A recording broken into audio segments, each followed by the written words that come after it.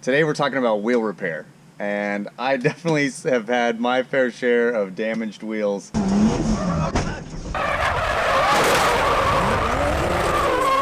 you don't know me, my name is Fielding Shredder. I love drifting, and drifting is extremely abusive on equipment, especially things like wheels and drivetrain parts. So today we're gonna see if it's better to buy new wheels or fix your old wheels, or just drive better, or don't go drive so hard. Just kidding, that's never an option. Today what I'm working on is an XXR wheel. This is a older style that is now discontinued. So normally I would say 100% a cheap wheel under $200 is just a throwaway. It's something that you can just toss and buy a new one and don't waste any time. As soon as it's out of balance or has giant cracks in it like these, then it's time to toss that thing, get a new one. However, in my case, on this particular wheel, I absolutely love these wheels. I am a sucker for 5 spokes, and I prefer a straight spoke and a concave face design. So getting wheels that are that design is very difficult. They don't make a whole lot of them, and even the name brand wheels that are expensive, there aren't very many, if any, really, that I've seen that I really love. And these I just happen to really fall in love with, and it sucks that they stopped making them. What the hell are you doing, XXR? Stick with me here. We're going to attempt to put this thing back together. Now, a really fortunate thing for me is I was able to save the pieces of wheel that broke off. So you'll notice here I have a pretty gnarly crack, but the material is all still there, so this can be bent back and then welded straight together. And then this side is going to be, you know, would be a disaster, but luckily I was able to save the pieces. So I'll just kind of Lego this sucker back together and then weld it up, and it should be hopefully okay. The rest of the wheel is pretty much undamaged. It doesn't have any major bends or flat spots or anything like, oh, there's one actually. Yeah, small flat spot there. It happens. So it's part of drifting, unfortunately, being so rough on the equipment, and you know, when you dip off a tire or hit a rumble strip or hit another driver, whatever the case is, it happens. So I'm gonna try and fix this thing, and then hopefully it doesn't take me too long and cost me too much and not really end up worth it. But for me, to fix this wheel is important because I can't buy them again. So I think it's also important to mention that I am in no way a professional wheel repair person. I have not really ever done this before. I have no idea what I'm doing. I know how to fabricate things. I know how to weld. I know how to weld aluminum. So I know how metal works, but I've not done wheel repair. This is also just pure DIY. Like, I don't have any of the proper tools. I don't have a balancer. I don't have whatever they use to make these perfectly round and smooth and nice. I'm just gonna do it how I can. It's a drift car. It's a drift wheel. It doesn't have to be perfect. So if this was going on like a Ferrari or Lamborghini or something, then obviously take it to a pro. And if you don't care so much, or it doesn't matter if it's balanced, then give it a crack. I figure I can't really lose any money doing this, just time. So if I get to the end and it sucks and it doesn't work, then I'll just take it to a wheel repair guy and pay him, and oh well, lesson learned. Just thought I would mention that because a lot of the things I'm going to be doing are maybe not the right way. So please, if you are a wheel repair guy, or you know more than I do about this, or you have any pro tips, leave them in the comments. Let us all know. I'll be happy to add them to the description. You know, we're all here to learn. I certainly love learning how to do things easier because I'm all about efficiency and easy repair, and I don't want to spend a lot of time on this. I want to go drive. I hate working on my car. I hate repairing stuff that I smash, but I have to do it for the greater good, which is driving. So that's my goal here. So yeah, let me know if there's something I'm doing wrong, or there's something I could do better, or there's any techniques you know that I don't know, and that way next time I have to do this, it'll be a little easier. First things first, just cut off the valve stem here. Let's go over what tools we're going to use. The tools are pretty simple. We've got a small grinder with a polishing wheel and a paint removing wheel. Got a blowtorch.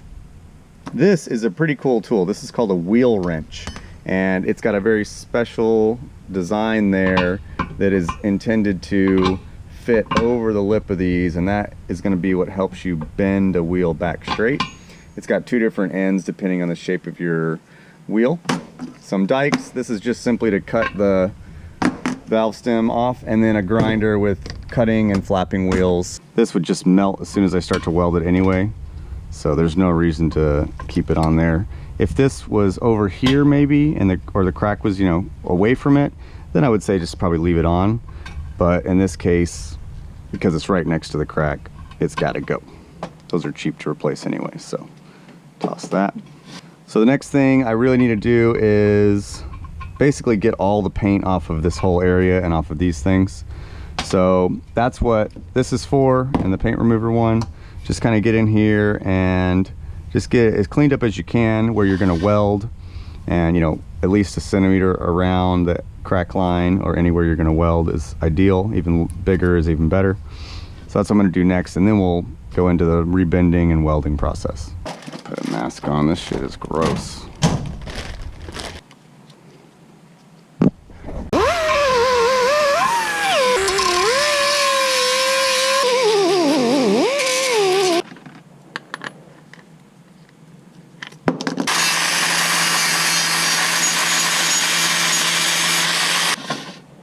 Okay.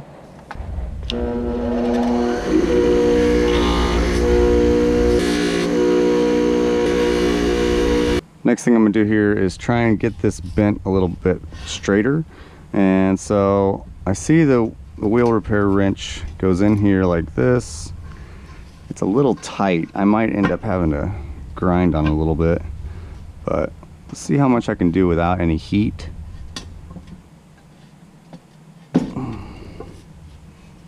So we're getting closer already. I think I need to grind a little bit off of this tool in order to get it in there. Can't really get much leverage on it. Okay, I've got the tool modified now a bit. I just had to grind this face down a touch to allow it to fit over this slight bulky part of the spoke there. So now I'm just going to slide it in, kind of. There it is. I want to get it over here and kind of pry up. Oh yeah, okay, so that's where the root of the crack is. So now the material is much closer to where it needs to be. Still need to get all this paint off, but now you see I couldn't see that crack. It just looked like it stopped right there, but it went all the way over here. So now that I can see that, I might just end up breaking this piece off. Yeah, that's the better way to do it, because now I can kind of shape this in the vise and get it close, clean up some of these edges, and then I'll be able to get that nicely fitted and welded on much better than it was. It's pretty damn close.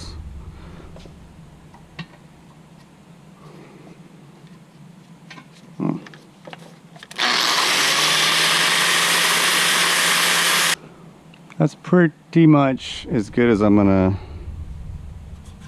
get it, I think. So I've got my aluminum magnet here. Just kidding. This is a pretty cool tool here. It's just a magnet with a little snake thing that goes to a clamp. So you can see I've got it clamped here. It's pretty well in position. So got my ground on, got everything ready to go. So I'm gonna weld this sucker up, and I'm probably just gonna put a tack right here for now and get that to where it's gonna stay, and then I'll try and get the other one in there in case I need to move it a little bit to make the other one fit good.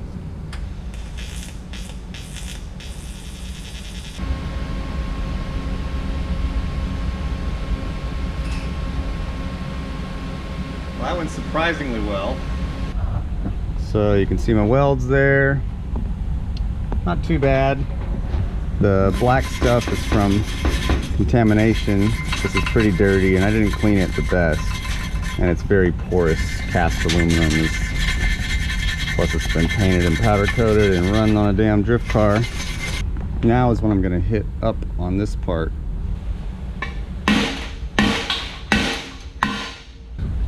I did crack that weld, which is fine, I can re-weld it, but now you can see that this line is fairly straight and the arc is pretty straight, the radius I should say. So now back to just welding all this up. And then the final step will be to grind it smooth to where it kind of, you know, looks and acts like a wheel, and the bead will seat on it fine and all that.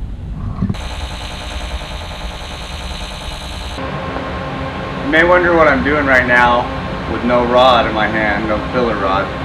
I'm brazing the weld in. So after I've got the bead, I'm going back over it and just kind of widening the spread of the heat. And it's also kind of melding in the aluminum to where it's not just a sharp, small surface area, it's spreading it out. I don't know if that's going to work or not, but I'm hoping that that's going to make it where the cracks load is kind of spread out a bit, and it'll be a little stronger for another impact, because let's be honest, it's going to happen again. It's just a matter of time.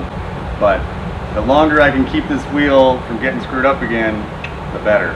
So here is the weld. You can see where I kind of smoothed it out with the torch.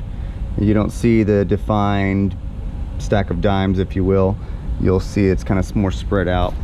On the back here, you can see I kind of started to do the same thing, not quite as much, but I'm going to go through here and, you know, I have to recreate this shape, this corner or this edge, so I have to kind of grind up through there, and then obviously smooth this part out, smooth this part out, and get it as close as I can. It's not going to be perfect. I'm not expecting it to be perfect, but close enough to where it holds the tire on the wheel and it holds air. Good to go. All right, I'm gonna move on to this part. I'm not gonna record this because it's the exact same thing. Get the piece in its spot, tack it, weld it, blah, blah, blah. Kind of smoothed out. It's not even gonna need a whole lot of finish shaping, which is really the goal. You see the radius here is fairly smooth. The edge obviously needs some cleanup, but it's not gonna be too bad. And then the inside, same thing, just need to kind of knock this edge down, get it to be this shape so that the bead sits nice and smooth on there. So this is really just a process of time with the grinder.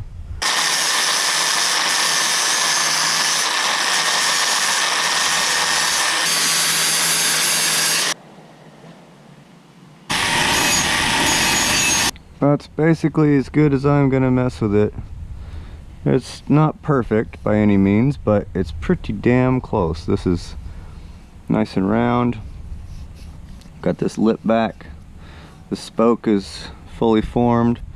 A little bit of weld shape on the outsides, but that's all right. It's not gonna be perfect. I knew it wasn't. This turned out pretty fantastic right here.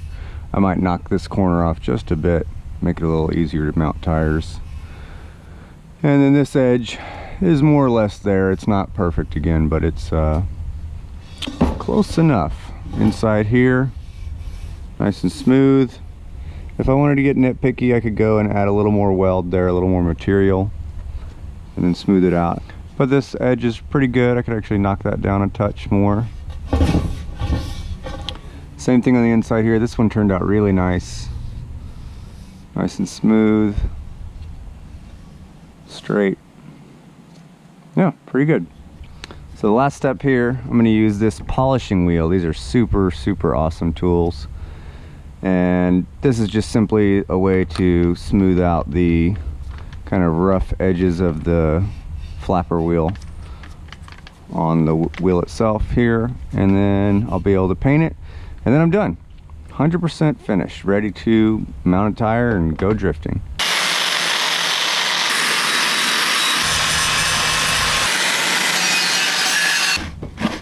Okay, next step, get some CLR, sorry, no, simple green, yeah.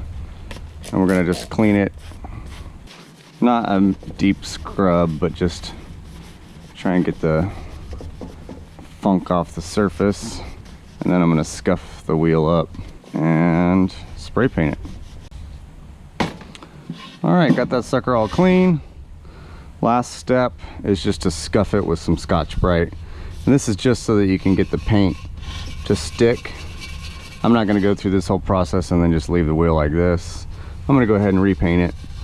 And if you've seen some of my other videos, you've seen that I just refinish these once a year with spray paint.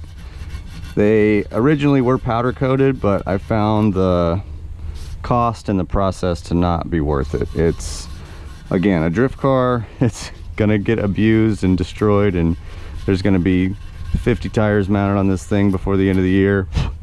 So if it were a nicer wheel or a nicer finish, or, you know, a nicer car, I don't know, it in that case maybe you'd spend some money on the powder coating, but when I've spent that money in the past, it just didn't seem worth it. So I'm just gonna go through here, scuff this sucker up, and spray paint it. So once you've sanded the wheel as much as you want to take some acetone and a clean rag and just wipe the wheel down everywhere you're going to paint. Especially, this is just going to get rid of any of the grease or surface dirt or anything on there, just to help the paint stick. And since I'm going to do a full paint job on this thing, I'm going to wipe the entire wheel down, and that way get a nice fresh coat. You can see it's starting to turn yellow from the many events of abuse. And the final step, I'm gonna paint this.